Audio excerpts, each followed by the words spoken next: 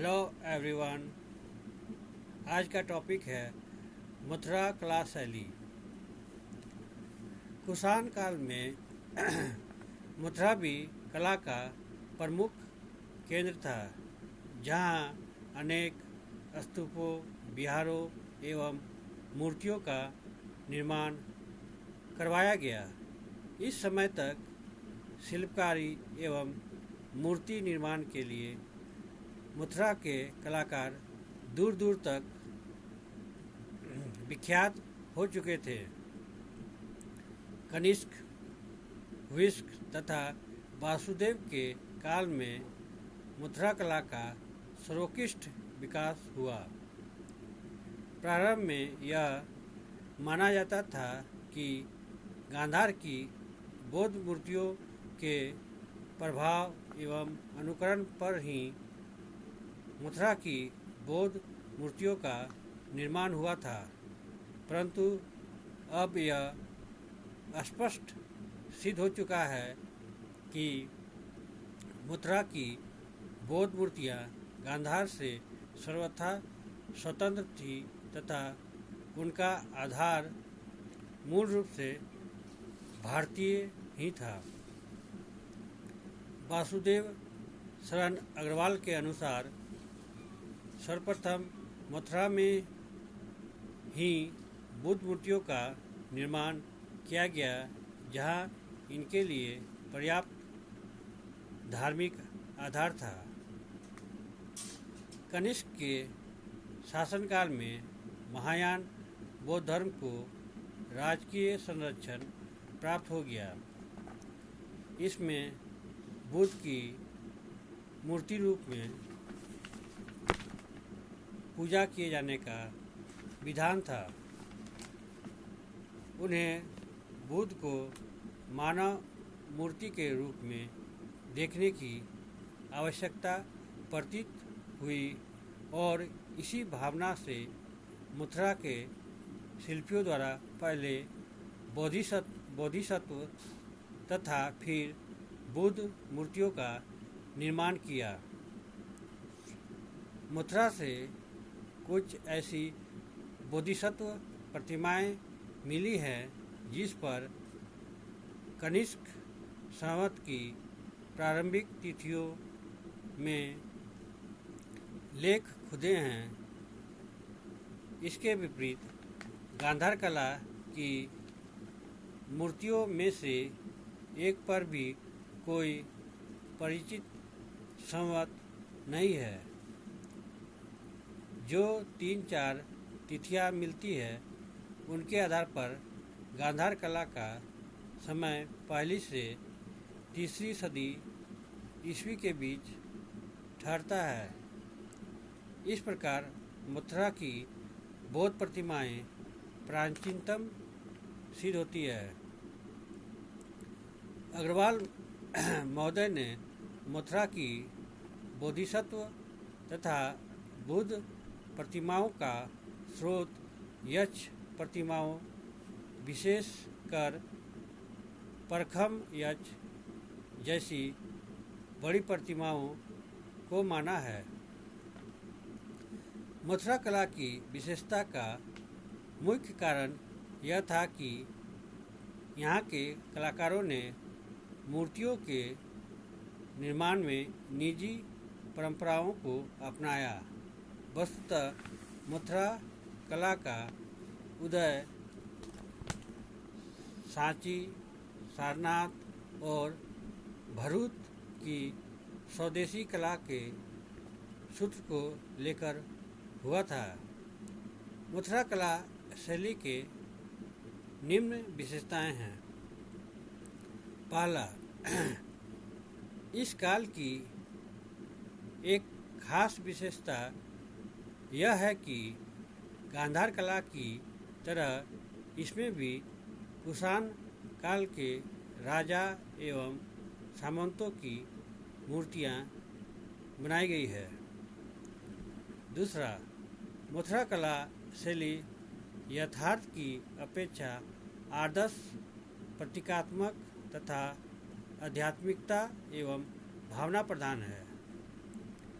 तीसरा, बुद्ध के जन्म, अभिषेक, महाभिनिष्क्रमण, संबोधि, धर्मचक्र प्रवर्तन, महापरिनिर्वाण आदि उनके जीवन की विविध घटनाओं का कुशलतापूर्वक अंकन इस शैली में किया गया है। चौथा, मथुरा कला शैली में लाल बलुआ पत्थर का प्रयोग बहुतायत में किया गया है। पाँचवा, बुद्ध की प्रतिमाओं के चेहरे के चारों ओर दिव्य प्रकाश को चक्र द्वारा प्रदर्शित करने का प्रयत्न मथुरा शैली के अंतर्गत ही आरंभ हुआ। छठा, इस शैली के तहत बुद्ध तथा बोधिसत्वों मैत्रेय, कश्यप और लोकितेश्वर आदि की खड़ी तथा बैठी मुद्रा में बनी हुई मूर्तियाँ मिली है। इनके व्यक्तित्व में चक्रवर्ती तथा योगी दोनों का ही आदर्श देखने को मिलता है।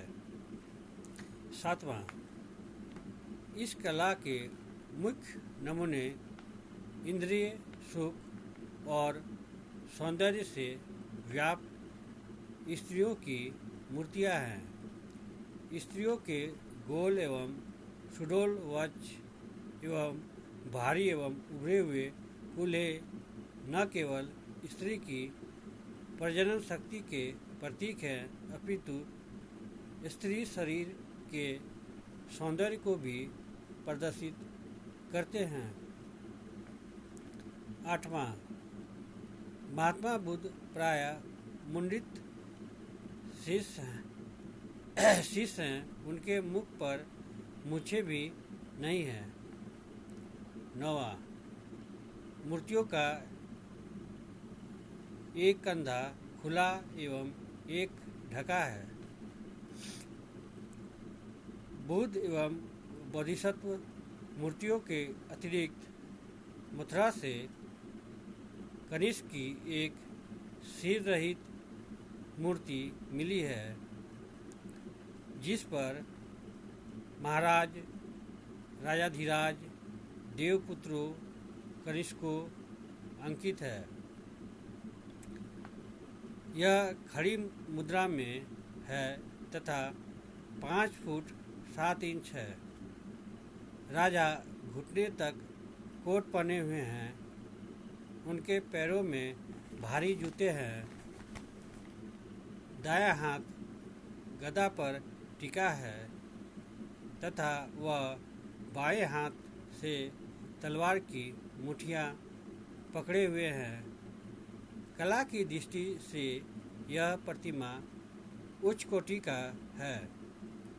इसमें मानव शरीर का यथार्थ चित्रण दर्शनीय है। यह मूर्ति भी यूनानी कला के प्रभाव से मुक्त है। मथुरा के शिल्पियों ने बुद्ध बोधिसत्व मूर्तियों के अतिरिक्त हिंदू एवं जैन मूर्तियों का भी निर्माण किया था। हिंदू देवताओं में विष्णु, सूर्य, शिव, कुबेर, नाग, यक्ष की पाषाण प्रतिमाएं प्राप्त हुई है, जो अत्यंत सुंदर एवं कलापूर्ण है। मथुरा तथा उसके समीपवर्ती भाग से जैन तीर्थंकर की पाषाण प्रतिमाएं प्राप्त हुई है, जो अत्यंत सुंदर एवं कलापूर्ण है। जैन मूर्तियाँ 2 प्रकार की है। खड़ी मूर्तियाँ जो कयोत्सर्ग मुद्रा में है तथा बैठी हुई मूर्तियाँ जो पद्मासन में है। इस प्रकार मथुरा के कलाकारों का दृष्टिकोण असांप्रदायिक था और उन्होंने बौद्ध, जैन तथा हिंदू सभी के लिए उपयोगी प्रतिमाओं को प्रस्तुत किया। वासुदेव शरण अग्रवाल के शब्दों में अपनी मौलिकता, सुंदरता और रचनात्मक विविधता एवं बहुसंख्यक सृजन के कारण मथुरा कला का पद भारतीय कला में बहुत ऊंचा है। मथुरा की कलाकृतियाँ विदेशी प्रभाव से मुक्त है तथा इस कला में भरूच और सांची की प्राचीन भारतीय कला को ही आगे बढ़ाया गया है। अब हम गांधार कला और मथुरा कला में क्या अंतर था उसको देखते हैं। दोनों कला के बीच जो अंतर था, पहला, मथुरा कला भारतीय थी जबकि गांधार कला यूनानी एवं रोमन कला से प्रभावित थी। इसलिए गांधार कला भारत यूनानी या रोमन कला कहलाती है। निर्माण कला यूनान से ली गई किंतु भावना में यह मूलतः भारतीय है। दूसरा, मथुरा कला में एक प्रकार चिन्हित लाल पत्थर का उपयोग किया गया है जबकि गांधार कला में एक प्रकार की गहरे नीले परतदार चट्टान और काले पत्थर का प्रयोग किया गया है। तीसरा, मथुरा कला के संरक्षक सर्वप्रथम कुषाण हुए जबकि गांधार कला के संरक्षक शक और कुषाण थे। चौथा, मथुरा कला आदर्शवादी था जबकि गांधार कला यथार्थवादी थी। गांधार कला में शारीरिक विवरणों की शुद्धता पर विशेष बल दिया गया था, विशेषकर मांसल त्वचा एवं मूंछों आदि का चित्रांकन किया गया था। दूसरे, इसकी खास विशेषता मोटे कपड़ों की भड़कीली मोड़ मूर्तियों में व्यक्त किया गया है जबकि मथुरा कला में मूर्ति को आध्यात्मिकता की भावना देने की कोशिश की गई है। पाँचवां, गांधार कला की सबसे बड़ी देन है बुद्ध की मूर्ति की कर्मिक उन्नति। शायद वे यूनान के अपोलो जैसे देवता की अनुकृति थी। इन्हीं शब्दों के साथ मैं अपने टॉपिक को यहीं विराम देता हूँ। अगर आप लोग को इस टॉपिक से संबंधित कोई भी प्रश्न हो तो आप कमेंट बॉक्स में जाकर अपना प्रश्न पूछ सकते हैं। Thank you. जय हिंद।